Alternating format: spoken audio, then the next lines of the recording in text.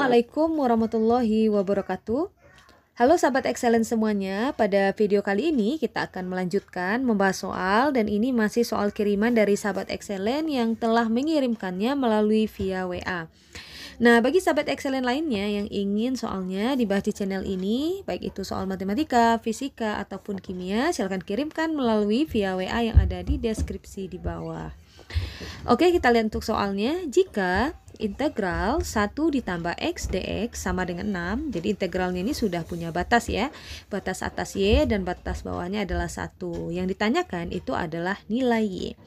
Nah, sahabat excellent, yang kita lakukan di sini adalah ya, kita tinggal integralkan saja karena ini adalah integral tak tentu dan ini juga integralnya dalam bentuk penjumlahan ya. Jadi kita tinggal integralkan satu-satu ya. Jadi kita langsung integralkan. Ingat lagi di sini ada konstanta. Ya, ini ada konstanta ya. Jadi kita integralkan satu-satu. Di sini ada konstanta. Ingat lagi konstanta kalau kita turunkan dia terhadap dx. Jadi kalau 1 ya dia akan jadi 1x. Nah, seperti itu ya. Kalau 2 berarti 2x. Oke, karena 1 tidak dituliskan, maka satunya ini kita hapus ya. Boleh kita hapus. Oke. Kemudian setelah kita integralkan satunya, kemudian kita tambahkan karena di sini ditambah ya. Oke, kemudian kita integralkan untuk x-nya lagi. Oke, ingat lagi integral dari x itu, x ini tidak dituliskan artinya pangkatnya adalah 1, maka dia akan menjadi 1 per gitu ya. 1 per, oke, saya ingatkan lagi untuk rumus dasar integral itu, jika bertemu dengan integral x pangkat n dx, maka dia akan menjadi 1 per n ditambah 1 x pangkat n ditambah 1 ditambah c gitu ya, kalau dia integral tak tentu. Nah, maka untuk mengintegralkan x di sini, kita lihat pangkatnya kan di sini ada 1 ya. Nah, 1 ini kan tidak dituliskan gitu. Maka dia akan menjadi 1. Nah, pangkatnya tinggal kita jumlahkan sesuai dengan pola rumusnya tadi. N tambah 1, berarti pangkatnya kita tambah 1, berarti 1 tambah 1 adalah 2. Kemudian X, oke, pangkatnya kita tambahkan lagi N ditambah 1. 1 ditambah 1 adalah 2. Oke, kita tuliskan batasnya tadi adalah Y dan 1, nilainya adalah 6. Nah, saya ingatkan lagi ya sahabat excellent. Ada beberapa sahabat excellent yang mengirimkan soal, kemudian juga mencoba untuk menjawabnya gitu ya. Nah, yang harus kalian hati-hati di sini adalah ketika kita sudah mengintegralkannya, maka dx-nya sudah kita hilangkan. Artinya dx-nya kita hilangkan. Jadi, ada juga beberapa sahabat excellent ketika saya cek jawabannya itu, ketika dia sudah mengintegralkan, dx-nya juga tetap dibuatkan, tetap ikut gitu ya, atau tetap dituliskan seperti itu. Jadi, kalau sudah diintegralkan, maka dx-nya akan hilang ya. Oke, sekarang karena ini adalah integral tentu, maka kita akan masukkan batasnya. Kita mulai dari batas yang bagian atas, yaitu y-nya. Oke, tadi kan hasil integralnya kan itu adalah x ditambah setengah x kuadrat gitu ya. Jadi kita mulai dengan batasnya y, jadi x itu kita ganti dengan y. Jadi dia akan menjadi y, kita tambahkan gitu ya, setengah. Oke, kemudian x kuadratnya kita ganti dengan y, maka dia akan menjadi y kuadrat. Oke, kita tutup kurungnya. Kemudian kita kurangkan. Oke, rumusnya ini selalu dikurang ya. Kita kurangkan dengan, sekarang gantian batas bawahnya lagi.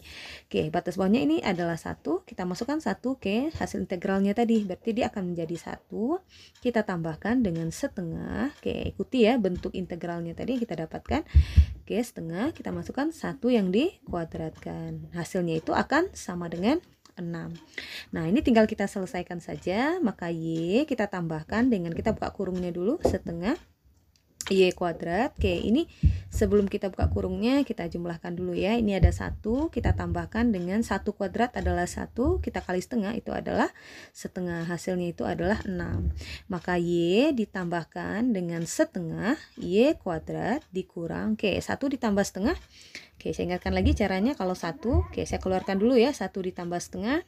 Nah, ini tinggal kita kali silang seperti ini. 2 kali 1 adalah 2. Kemudian 2 ini kita tambahkan dengan 1. Maka hasilnya adalah 3 per penyebutnya adalah 2. Berarti 3 per 2.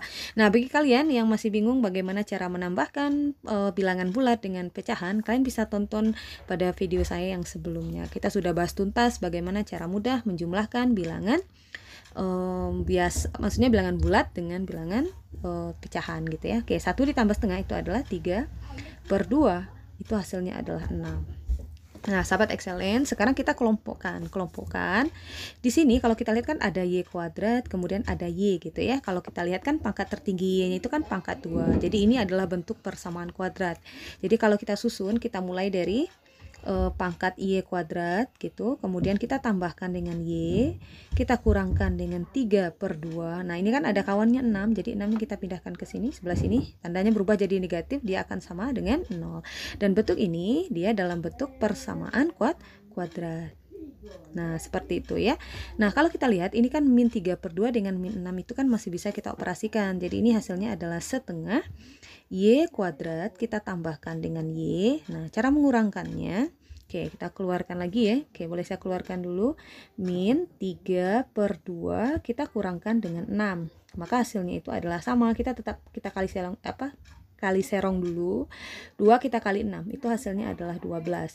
Baru kemudian min 3 ini kita kurangkan dengan 12. Min 3 dikurang 12 itu hasilnya adalah min 15 per penyebutnya itu adalah 2. Jadi jawabannya itu adalah min 15/2. Saya tuliskan di sini min 15/2 itu hasilnya adalah 0. Nah, seperti itu ya.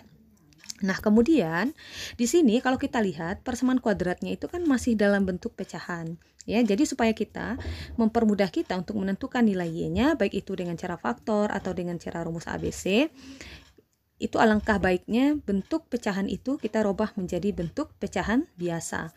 Bagaimana cara merubahnya? Cara merubahnya itu adalah sahabat excellent, lihat dulu penyebutnya itu angka berapa gitu ya. Penyebut di sini kan angka 2, di sini juga angka 2 ya. Maka untuk menghilangkan angka 2-nya atau menghilangkan penyebut 2-nya itu, maka semua ruas itu harus kita kalikan dengan 2 ya. Jadi semua ruas kita kalikan dengan 2. Nah, oke, kita kalikan dengan 2. Oke, saya pindah dulu sebelah sini. Oke, saya hapus dulu ya. Oke.